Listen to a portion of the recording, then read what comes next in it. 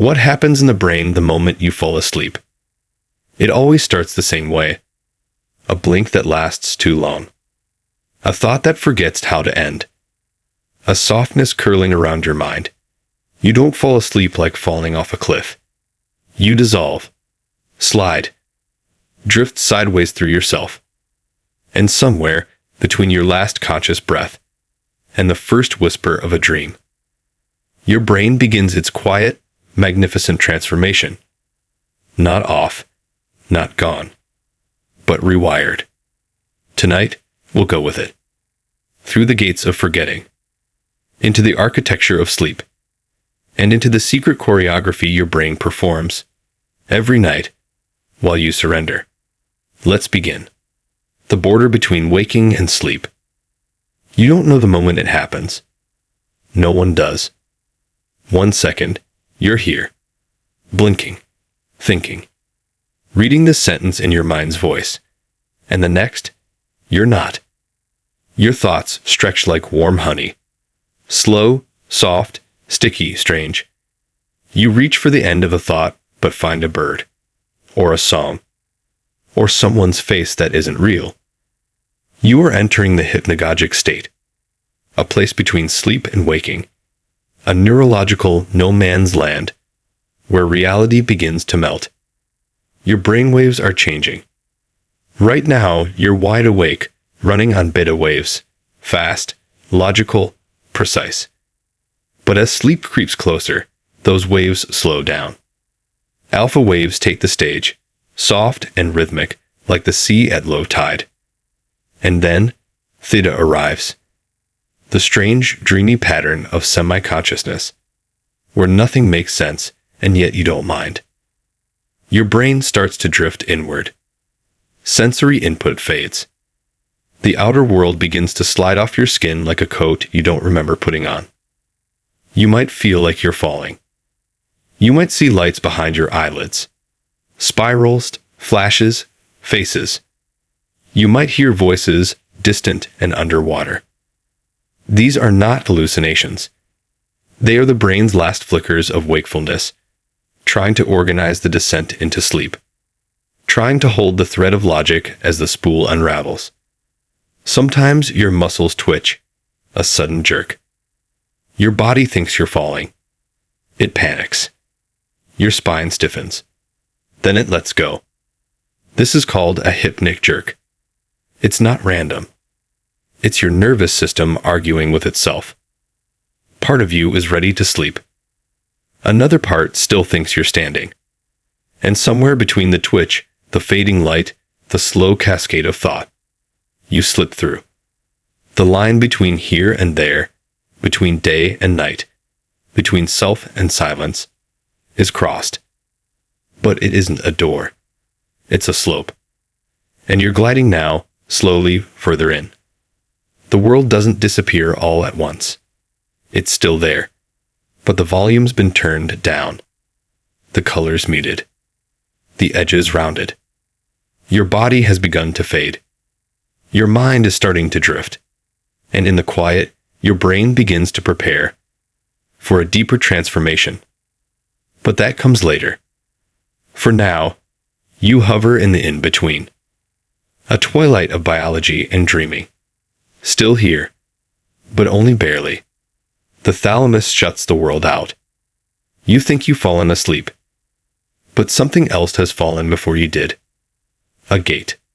A filter. A watchtower inside your head. It's called the thalamus, and it's just turned the outside world off. In waking life, this structure is your central inbox.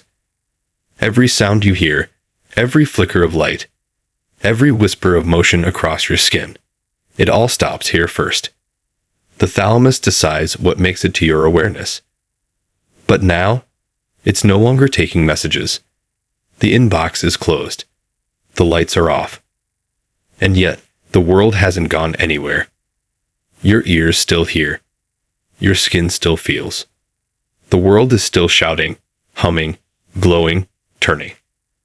But your thalamus is standing in the doorway, with its arms folded, shaking its head. No more.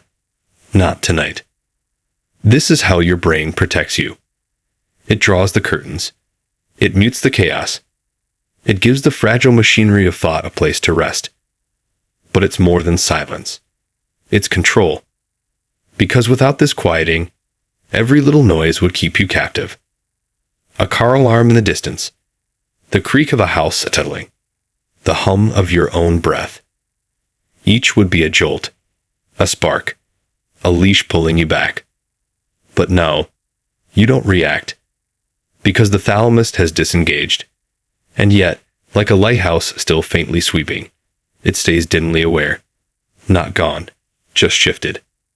Monitoring, but not interrupting. This is why you can sleep through a thunderstorm, but wake up when someone softly says your name. It's not your ears that choose what to hear. It's the thalamus whispering. That matters. That doesn't. Let her rest. Meanwhile, beneath this silence, a deeper rhythm begins to rise. Your sensory systems power down like closing eyes. Vision dims. Touch dulls. Sound becomes memory. And you begin to fall inward. With the thalamus as sentinel, you are finally alone with your own mind. No more interruptions. No more external noise. Just the hum of thought turning inward, like a tide going out under a full moon. And still, you haven't reached sleep. Not really. You're simply sealed inside the dark hallway that leads to it. Protected. Guarded. But further in, something else begins to stir. And the gatekeeper, satisfied that the world has quieted, steps aside to let the next part of you take over. Memory locks the doors behind you. You're drifting now. The world is gone. Muted, folded away. Your thalamus has drawn the curtain. The show is over. But what about everything that came before? Your memories, the sharp edges of the day, the names, the worries, the coffee cup you left half full. They don't just vanish. They must be filed, softened, stored, or sometimes rewritten. Because the moment you begin to fall asleep, your hippocampus, the librarian of your brain, starts flipping pages. Not fast, not neat, but dreamily, disjointedly, like someone trying to remember a book they never read. All day, it's been recording. Tiny conversations, flashes of faces, the way the light hit the wall just before sunset. Not everything gets saved, but everything gets scanned. Now, with the noise turned off, the hippocampus sends memories into long-term storage. Some get locked away in the neocortex. Others are discarded like old receipts. This is why your dreams echo real things. Why that song you heard at lunch plays softly behind a dream of flying. Why the smell of your grandmother's house shows up in a dream you can't explain. Your brain isn't inventing. It's remixing. But the lines blur here. Because every time you recall a memory, you change it. Sleep is not a hard drive backup. It's a watercolor. Each night, the edges run a little more. The colors shift. Facts fade into feelings. This is why you misremember. Why your childhood seems cinematic. Why yesterday is already slightly fictional. And this too is necessary. Because if your memories never softened, they'd crush you. So your hippocampus edits. Not to deceive, but to preserve your story in a way you can live with. You don't get to keep the whole day, just the pieces that matter. Or the ones that meant nothing at the time, but ache with meaning now. As this process begins, something strange happens. The flow of time becomes syrupy. You may remember a thing that didn't happen, or forget something crucial. Not because your brain is broken, but because it's busy rebuilding reality from the inside. Each fading detail, each half-formed sentence, each tiny unresolved thought, is quietly tucked into some inner envelope and slid beneath a door you'll never open again. You are no longer just falling asleep. You are being rewritten. And behind you, the hippocampus quietly locks the door. One memory at a time. The default mode network goes quiet. There's still a voice in your head, but it's quieter now. Less like a narrator, more like a shadow. It doesn't speak in full thoughts anymore. Just fragments. A question. A sentence that forgets how it ends. A half-formed image of someone you used to know, and the sound of rain that doesn't exist.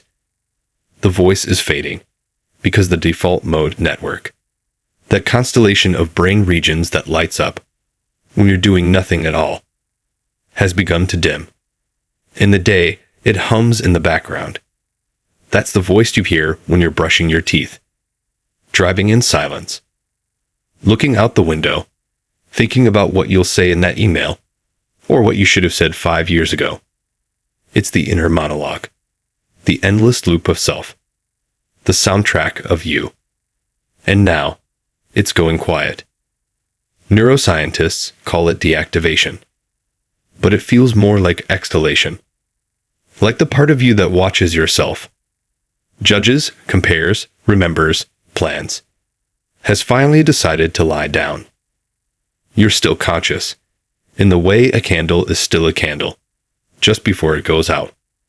But the you that narrates your life has stepped off stage. This is the beginning of ego dissolution. Not in the dramatic, spiritual sense, but in the neurological one. You're not gone. You're just no longer checking in.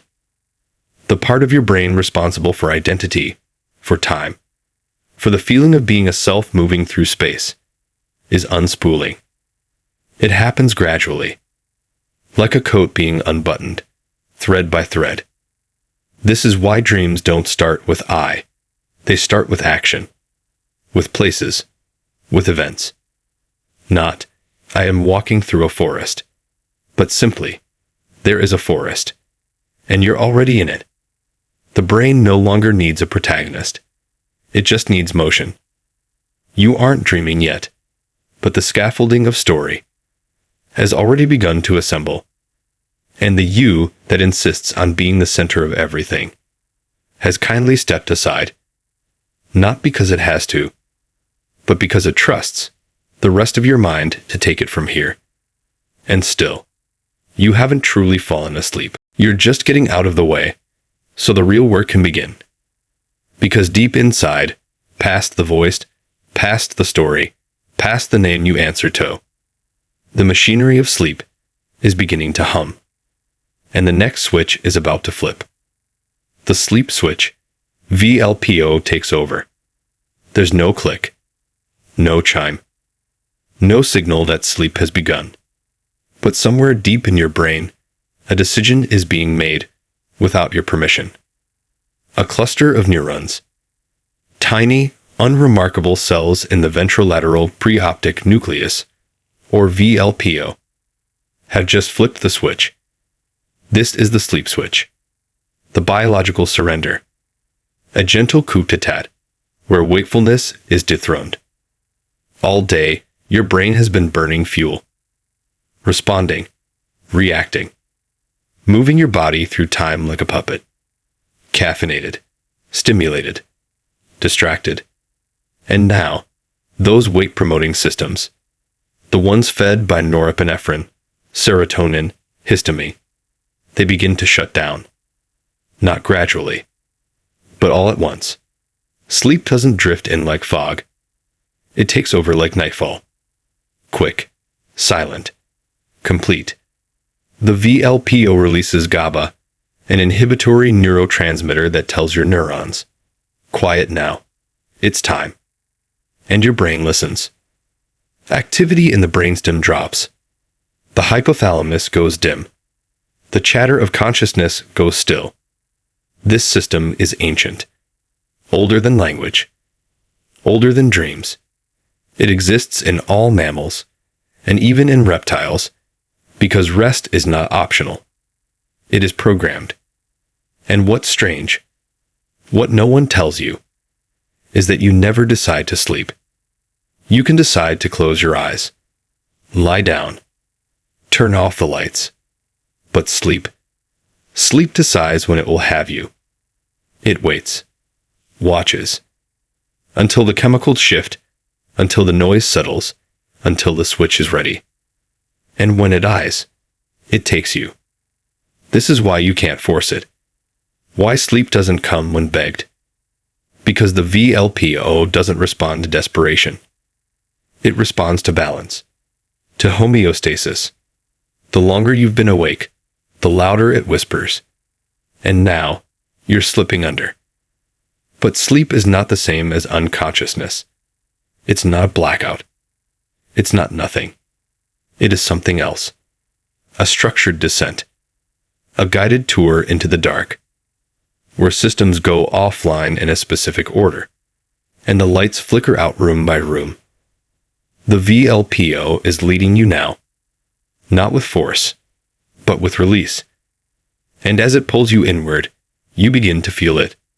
That beautiful, bewildering heaviness. That means you are no longer awake, but not quite gone. Just beginning to drift. The chemical fade out. You don't feel the chemicals, but they're the ones cradling you now. Behind your closed eyes, a quiet storm is shifting. Molecules rising, falling, fading like the tide. What you once called you is dissolving into a symphony of neurotransmitters.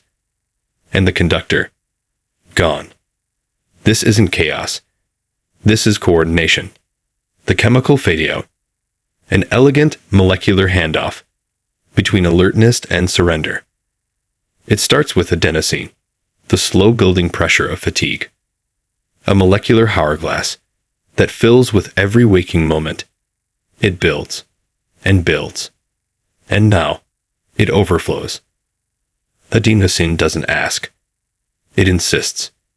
It binds to your neurons and dials down the volume, softens the lights, puts the party to bed.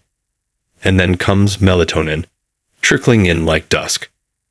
Secreted from your pineal gland, called forth by the dark. It doesn't make you sleep, but it signals that it's time. Melatonin is not a hammer. It's a whisper. It says, you're safe. The sun is gone. Let go. And deeper still, GABA spreads like silence. The same neurotransmitter released by the VLPO now flows through the brain like still water. It slows the pulses, closes the doors, numbs the signals that once kept you tethered to alertness. Even orexin, the guardian of wakefulness, gone, dormant, asleep before you are. You are not sedated. You are not unconscious. You are descending. Because sleep is not a plunge. It's a chemical choreography. A fading, not a flicker. Even your body obeys. Your core temperature drops. Heart rate slows. Blood pressure eases like a sigh. You become heavier. Not because of gravity, but because resistance is leaving you. And this isn't just the body's rest. It's the brain's reset. Because when these chemicals shift, when norepinephrine retreats, when serotonin pulls back, when histamine fades into stillness, you no longer notice. You no longer narrate. You are simply being. Floating. Like the surface tension of a bubble. Your consciousness grows thin.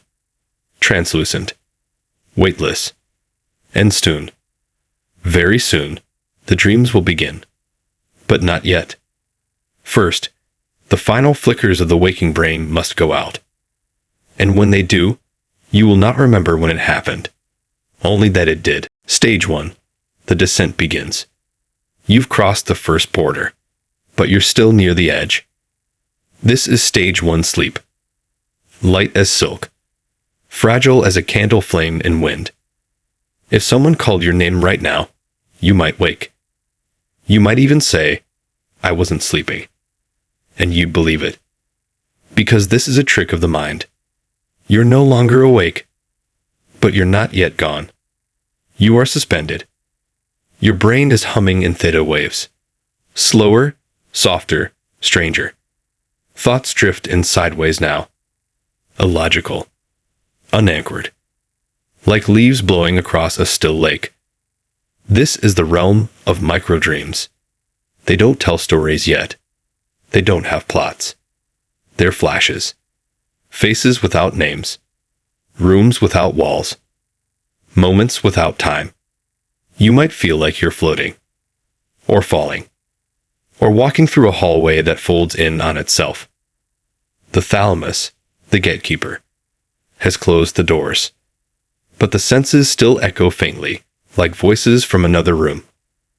A sound in the real world might still sneak in, becoming part of the dream without you realizing it. The body begins to loosen its grip. Your jaw slackens. Your muscles release. And then, a jolt. A sudden twitch. A leg kicks. A shoulder flinches. That's the hypnic jerk again, reverberating from earlier, a primal reflex, left over from a time when falling asleep in a tree meant falling to your death. It's your nervous system testing the brakes. A final question. Are we safe? And the brain, half lulled, half aware, replies with a whisper. Yes. Breathing slows. Your eyes move behind closed lids. But they don't see. They drift.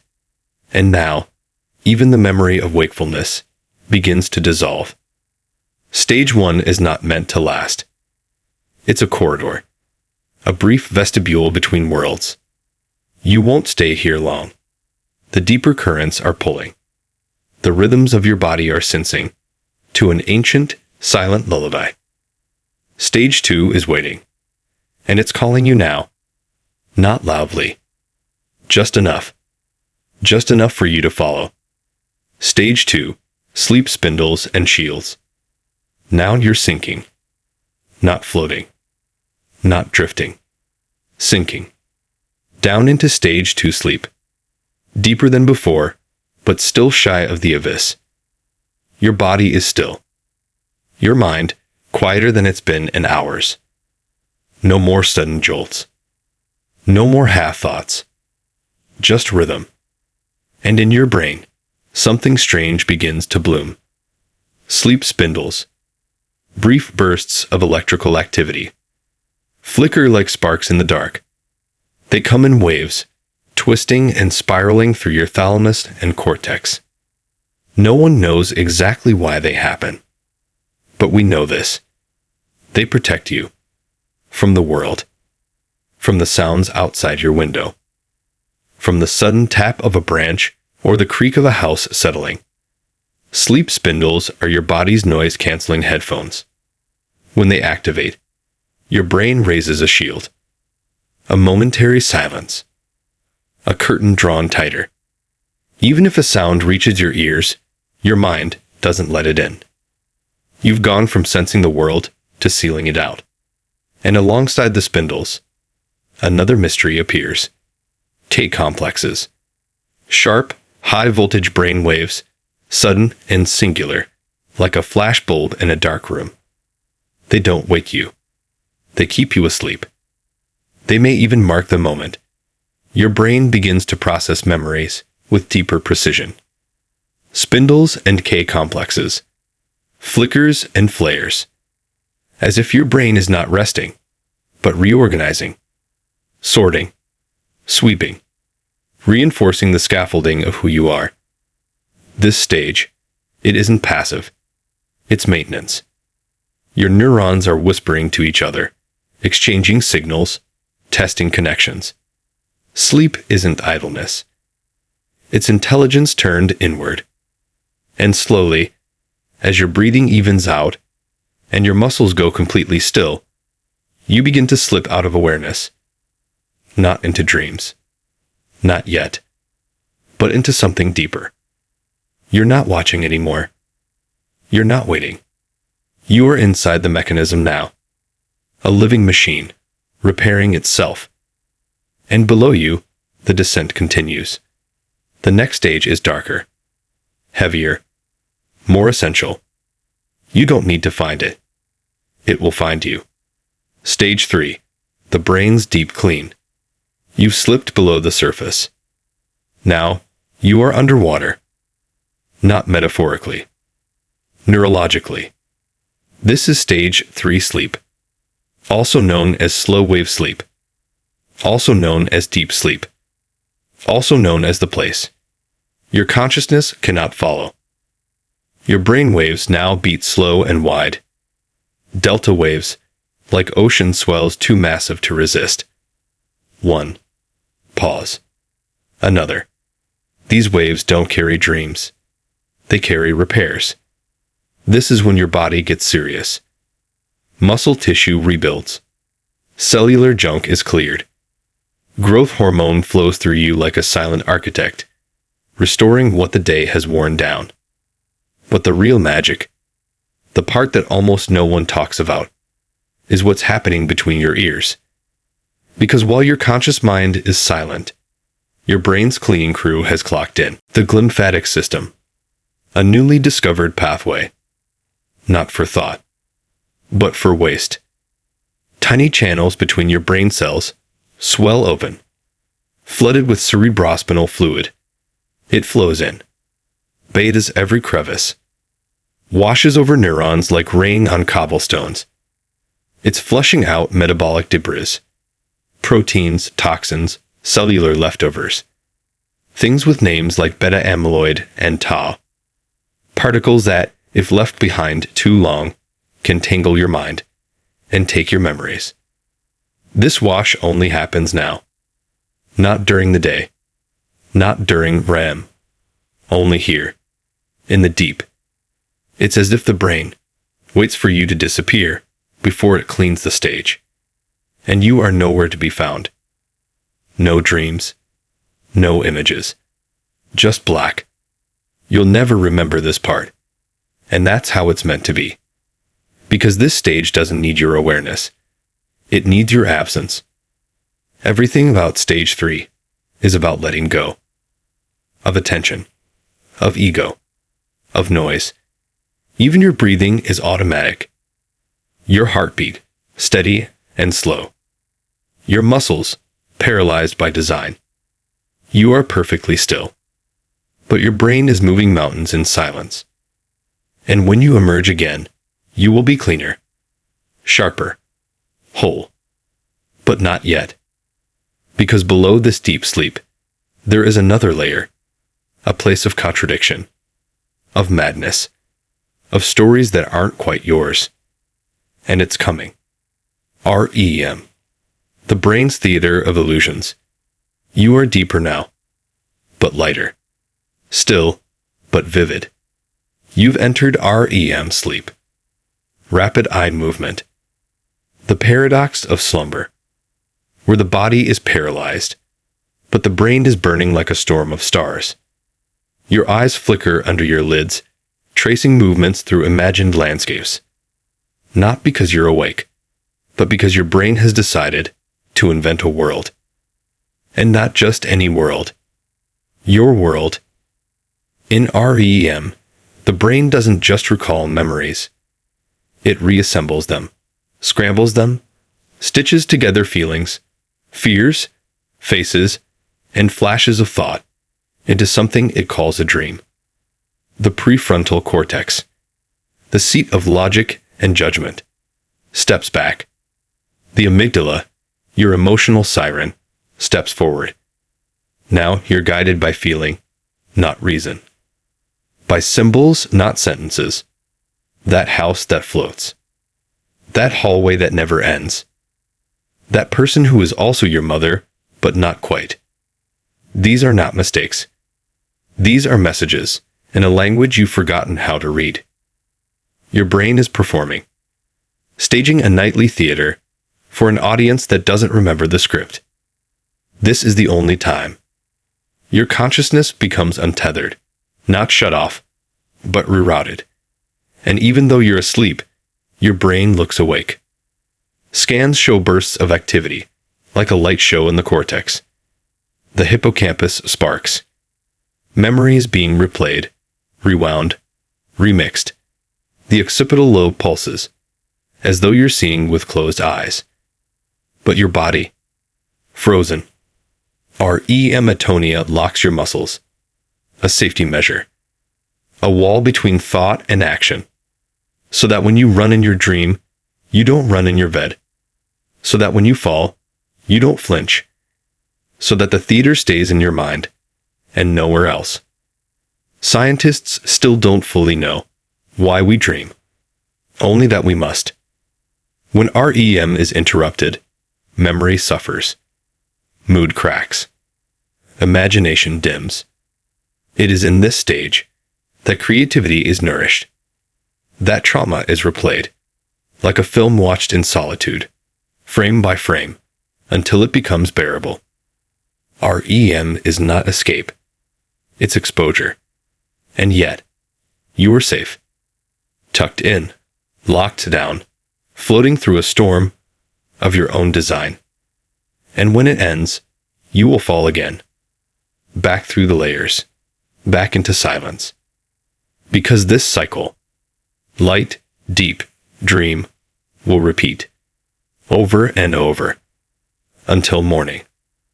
But for now, you're still inside the story, still flickering in a world where nothing makes sense and everything means something. The curtain hasn't closed. Not yet. There's more to come. The cycles of sleep, loops inside loops. You are not sinking anymore. You are circling. Sleep is not a straight line. It is a loop, a spiral, a dance between layers, down then up again, then down once more. From the first drowsy theta waves, to the stillness of deep delta sleep, to the neon firestorm of REM. You've passed through them all. But you're not finished. Because the human brain doesn't sleep in chapters. It sleeps in cycles. Each one about 90 minutes long.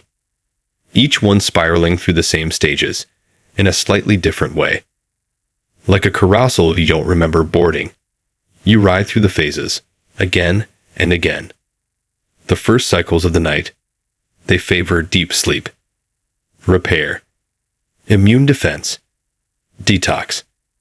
But later in the night, your brain shifts its priorities. REM gets longer. Deeper sleep grows shallower. The stage tilts toward dreams. By morning, your final cycles may be almost all REM.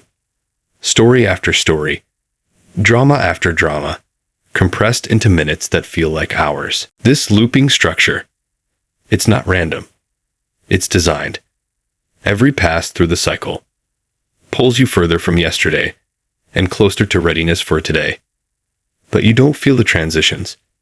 You don't know when you pass from stage 2 to REM again. You just drift, float through layers, revisiting rooms your mind is still redecorating. Sometimes you stir, roll over, murmur. Sometimes your eyes blink open, just for a second, a micro-waking. Then you're pulled right back under. Your heart rate changes too, fluctuates with the cycle. So does your breathing. Each phase marks its territory, with its own rhythm, its own signature. Your body is conducting a silent symphony. You can't hear, but you perform it flawlessly. Until an alarm cuts through. Until sunlight stings your eyelids. Until something interrupts. But we're not there yet. You are still cycling. Still wrapped in the machinery of sleep. Still being rewired. Still being cleansed. Still being dreamed. And there's one more trick. Your brain is preparing something strange. Something paradoxical. A moment when you become aware, inside the dream itself. It doesn't happen to everyone. But it might happen to you. Not now. But maybe soon. Lucid dreaming. The moment you wake inside the dream. The dream is already happening. The story is unfolding. But something is different now. You notice. You are in the dream, but you are also watching it. A subtle shift. A strange, electric clarity. You know the rules of waking life, and suddenly, you know they're missing. This is not a memory. Not a hallucination. Not quite fiction. This is a lucid dream. And somehow, you are awake inside the illusion. Your prefrontal cortex, normally quiet in REM, begins to light up again. It doesn't take over. It doesn't tear the dream apart. It simply watches. And for a fleeting moment, you are both the actor and the director. You may fly. You may walk through walls. You may ask the dream a question, and it may answer. Not with logic, but with imagery, emotion, something symbolic and strange and exactly right. But lucidity is fragile, like a soap bubble in sunlight. The moment you try too hard, the moment you grasp, it vanishes. Because the trick of dreaming is not control. It's coexistence. You are still paralyzed, still breathing deeply, your body unaware, your heart beating as if through water, but your mind open. And scientists, they still don't fully understand it. Why does lucidity happen to some people and not others? Why do some dreamers wake within the dream, while others are remain blind to the illusion? We don't know. We know only this. Lucid dreaming reveals something profound. That your consciousness is not a single, fixed state. It's a spectrum, a ripple, a layering of awareness and imagination, woven together in silence. And while you dream, your brain is watching itself, firing in complex loops, activating motor regions, sensory regions, memory, language, emotion, as if you were wide awake, inside a world that doesn't exist, but it feels real. And maybe, in some deep neurological way, it is real. A pocket universe, built entirely from the atoms of thought. But the dream will not last. Even this illusion must end. Your sleep cycle is winding down.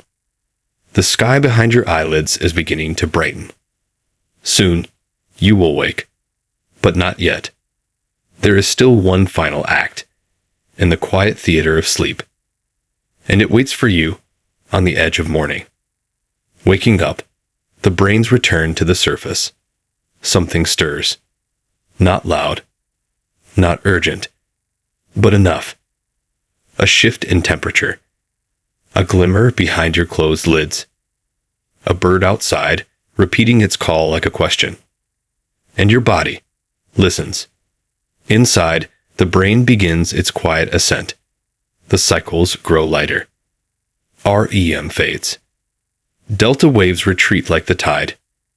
You don't know it yet, but your hypothalamus is already at work, tugging on the levers of wakefulness.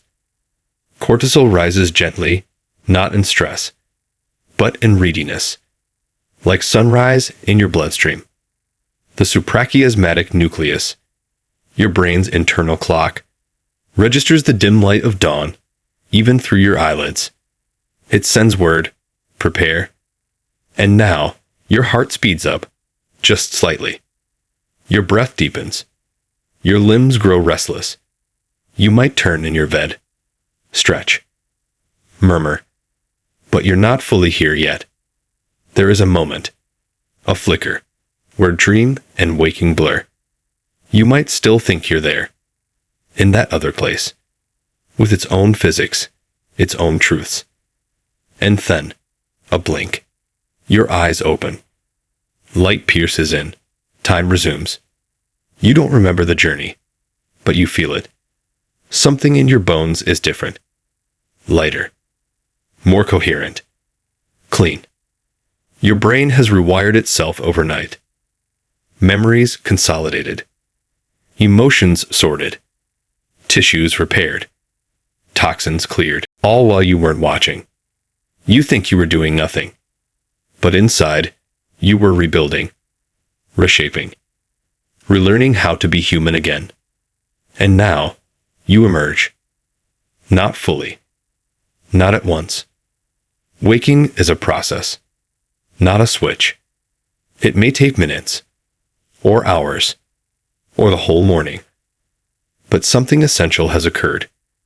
You passed through darkness without resistance and came back, carrying the sunrise in your cells. And somewhere inside, buried in those tangled neurons, is the record of a night that saved you without needing thanks. What happens if you don't sleep? You think you can skip it. Push through. Sleep is optional, you say. A luxury. Something to sacrifice for one more task, one more hour. But your brain disagrees. Sleep isn't a pause. It's maintenance. And when you skip it, systems collapse quietly, one after the other. The first thing to go is attention. You can still open your eyes, still walk, still smile, but you're not really there. Microsleeps start slipping in. Tiny blackouts. You don't remember. Half seconds, where your brain disappears while your eyes stay open. You miss details. You forget sentences halfway through. Reality starts to shimmer around the edges. Then comes emotion. Without sleep, the amygdala, your panic button, fires too easily. Anger, fear, sadness, all louder than they should be. Your prefrontal cortex can't keep the volume down. It's exhausted too. Now memory falters. Your hippocampus can't store what it's receiving. It's like pouring water into a jar with no bottom. Even your body starts to betray you. The immune system slows. Inflammation rises. Blood sugar becomes unpredictable. Hunger hormones spike, especially the ones that crave sugar, salt, fat. Because a tired brain wants fuel it hasn't earned. You think you're functioning. You're not.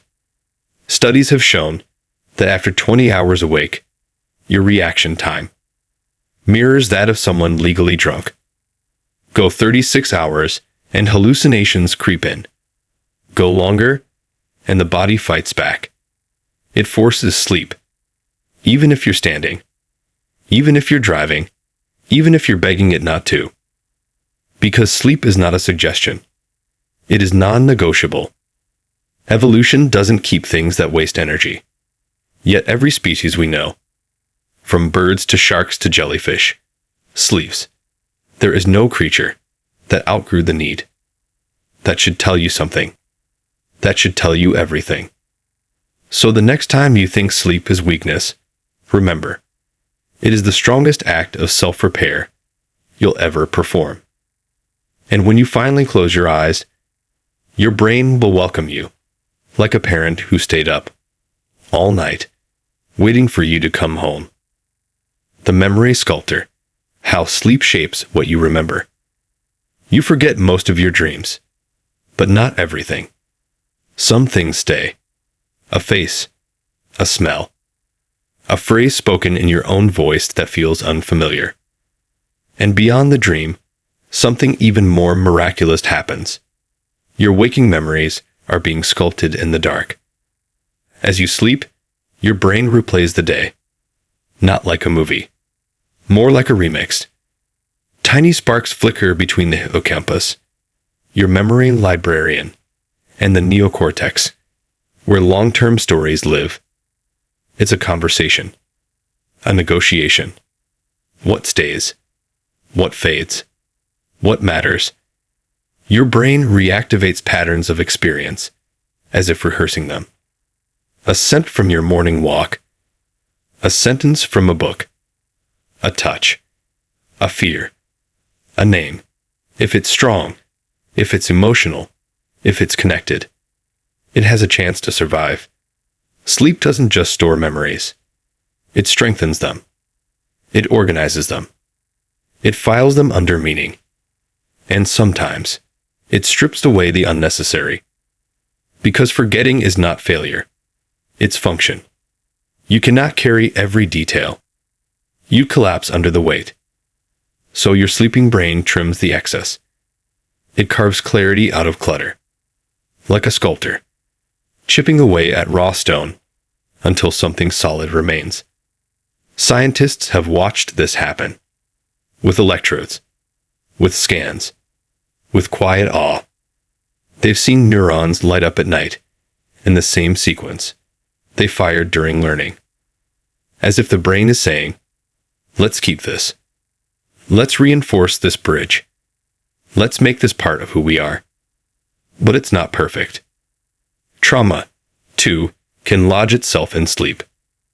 Refuse to be processed. Play on loop. Some memories scream louder in the dark. Yet even then, sleep tries to file them away, to cushion them in context, to soften the edges. This is why students are told to sleep before exams.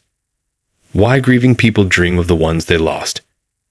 Why, sometimes you wake up and know the answer you didn't last night. Because your brain never stopped working. And when you fall asleep, you don't stop learning. You just hand over the tools to something deeper. A memory sculptor with hands made of silence and time. Sleep and creativity. The brain's dream lab. It's late. You're stuck. The problem won't solve. The sentence won't end. The idea just won't come. So you give up. Close the notebook. Turn off the screen. Lie down. And in the night, without trying, you dream the answer. Not logically. Not in a step-by-step solution, but in a spark. A metaphor. A strange connection between things that never touched before. Because when you sleep, your brain becomes a laboratory for impossible ideas. It's not randomness. It's recombination. The default mode network, the inner workspace of your mind, becomes more active, unburdened by rules, unshackled from judgment. The prefrontal cortex steps aside, and imagination slips through the gap. Studies have shown artists, inventors, scientists, they all dream solutions before they think them. Kekulé dreamed of a snake biting its own tail and saw the structure of benzene. Elias Howe, inventor of the sewing machine, dreamed of warriors with spears and suddenly knew where the needle's eye should go. Salvador Dali used sleep to harvest visions. He held a spoon over a metal plate as he drifted off. The moment it dropped, he woke and wrote down what he saw. Even the language of dreams, symbolic, bizarre, nonlinear, is the language of original thought. Because what is creativity, if not the ability to link things that shouldn't belong and make them sing? During REM sleep, your brain strengthens weak associations, not the obvious ones, but the strange ones, the slanted ones, the ones that become poems, or paintings, or new inventions. And it does this without your conscious permission. The Dream Lab does not wait for you to clock in. So if you feel dull, blocked, empty, don't push harder. Sleep, and let your mind show you the ideas it's been stitching together in silence.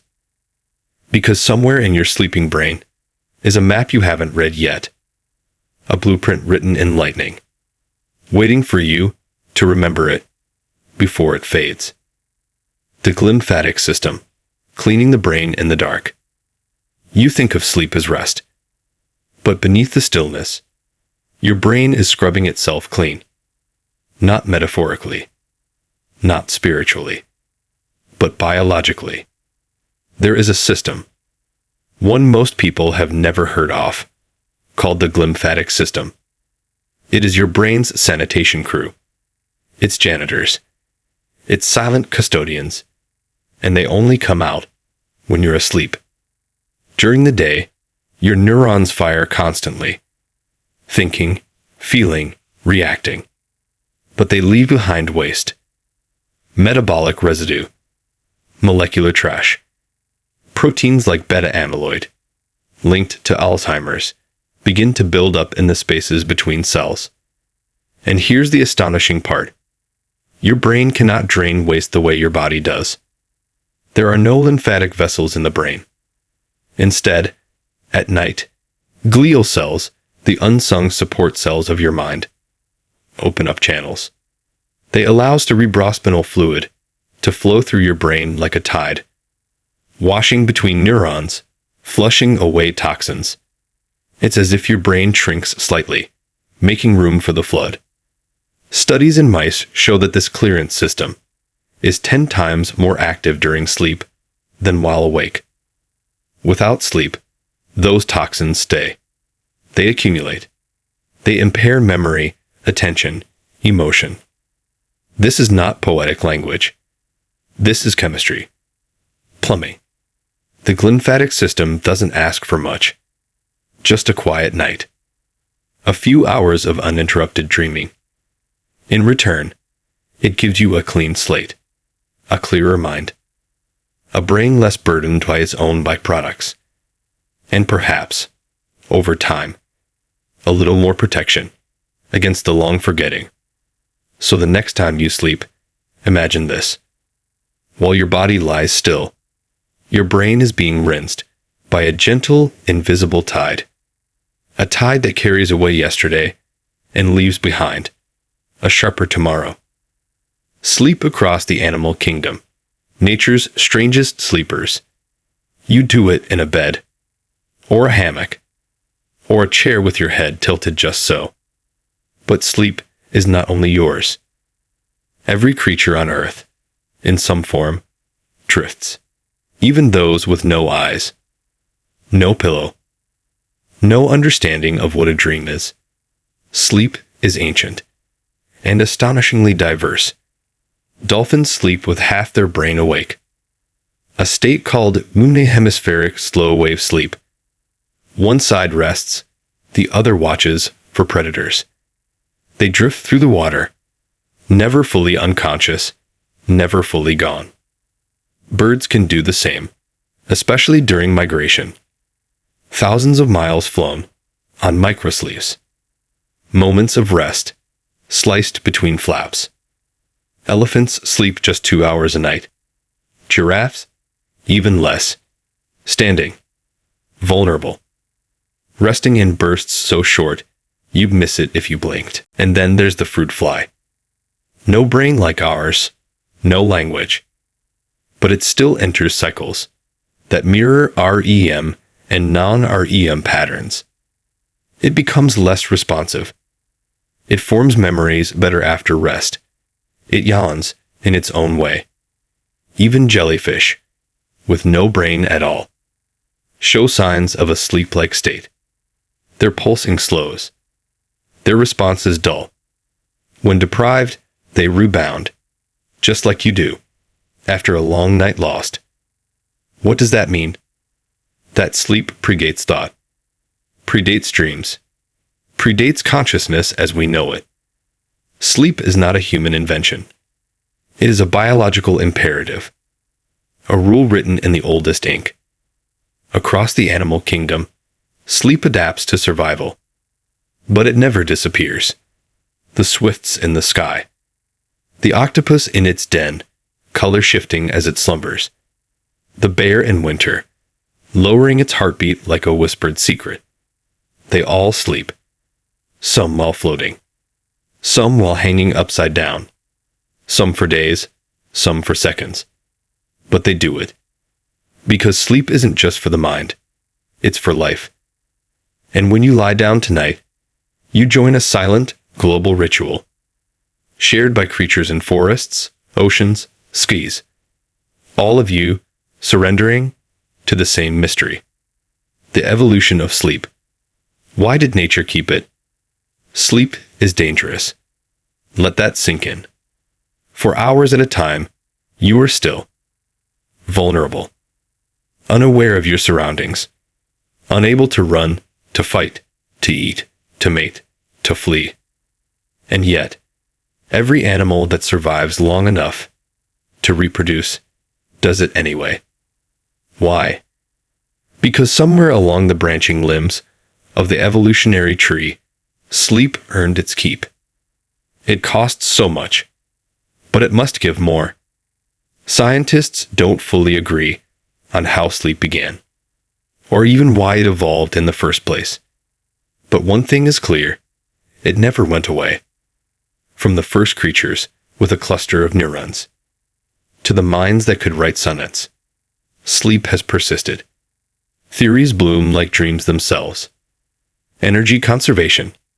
Sleeping animals burn fewer calories. Less movement, less need to feed. Cellular repair. Growth hormone surges at night. Tissues rebuild. Muscles knit themselves stronger. Memory consolidation. Information is sifted. Meaning is found. Emotional regulation. The storms of the day are quieted by REM. And perhaps most mysteriously, sleep offers a kind of reset. A clearing of the mental desk. A flush of toxins. A chance for the mind to recalibrate its sense of reality. But if sleep is so vital, why did nature not find a safer way to deliver its benefits? Why not evolve creatures that could multitask? Sleep and stay alert. Sleep and forage. Sleep and survive. Some animals tried. They nap in half-brain states. They doze mid-flight. But even those, even dolphins and birds and reptiles, still pay the tax. Still must, at some point, go under. Because perhaps sleep isn't a compromise. Perhaps it's the default. And waking is the exception. Maybe it's consciousness that evolved to fit around sleep, not the other way. Maybe nature didn't keep sleep. Maybe it's where we came from. And everything else is a brief interruption in the long, soft dark. The evolution of sleep. Why did nature keep it? Sleep is dangerous. Let that sink in. For hours at a time, you are still, vulnerable, unaware of your surroundings, unable to run, to fight, to eat, to mate, to flee. And yet, every animal that survives long enough to reproduce does it anyway. Why? Because somewhere along the branching limbs of the evolutionary tree, sleep earned its keep. It costs so much, but it must give more. Scientists don't fully agree on how sleep began, or even why it evolved in the first place. But one thing is clear, it never went away. From the first creatures with a cluster of neurons, to the minds that could write sonnets, sleep has persisted. Theories bloom like dreams themselves. Energy conservation. Sleeping animals burn fewer calories. Less movement, less need to feed. Cellular repair. Growth hormone surges at night. Tissues rebuild. Muscles knit themselves stronger. Memory consolidation. Information is sifted. Meaning is found. Emotional regulation. The storms of the day are quieted by REM. And perhaps, most mysteriously, sleep offers a kind of reset. A clearing of the mental desk. A flush of toxins. A chance for the mind to recalibrate its sense of reality. But if sleep is so vital, why did nature not find a safer way to deliver its benefits? Why not evolve creatures that could multitask? Sleep and stay alert. Sleep and forage. Sleep and survive. Some animals tried. They nap in half-brain states. They doze mid-flight. But even those, even dolphins and birds and reptiles, still pay the tax. Still must, at some point, go under. Because perhaps sleep isn't a compromise. Perhaps it's the default. And waking is the exception. Maybe it's consciousness that evolved to fit around sleep, not the other way. Maybe nature didn't keep sleep. Maybe it's where we came from. And everything else is a brief interruption in the long, soft dark. Sleep and the soul, the oldest myths of why we dream. Long before science, pointed electrodes at the skull, before brainwaves had Greek names, and REM was an acronym. We dreamed. And we wondered. What is sleep? Where do we go when we close our eyes? Every culture has its answers. Not all of them are wrong. In ancient Egypt, they believed the soul traveled, while the body rested, tethered by a silver cord, wandering through dreamscapes that could be divine or dangerous. The Greeks said dreams were messages from the gods, delivered by Morpheus, the winged god of sleep. He could take any form, whisper any truth, or any lie. The Aboriginal peoples of Australia spoke of dreamtime, a sacred reality more real than waking life, a place where ancestors still walked, where the world's story began and never truly ended. In Hindu tradition, the universe itself is a dream. Vishnu sleeping on a cosmic serpent, the breath of creation, rising and falling with his slumber. And in the Bible, God speaks through dreams, to Joseph, to Daniel, to ordinary people carrying extraordinary burdens in the silence of night. Even today, when we know about brain cycles and neurotransmitters and synaptic pruning, we still speak of dreams as if they mean something. Because maybe they do. Maybe dreams aren't just static in the wires.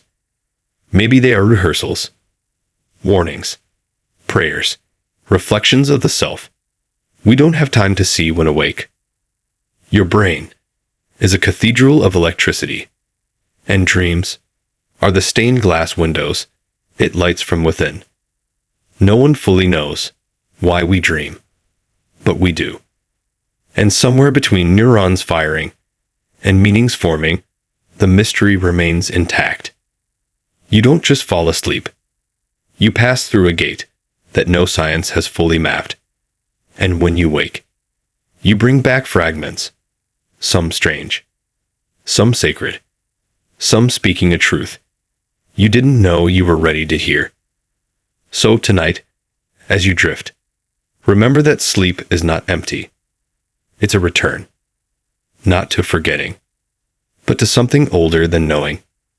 Good night, and dream well.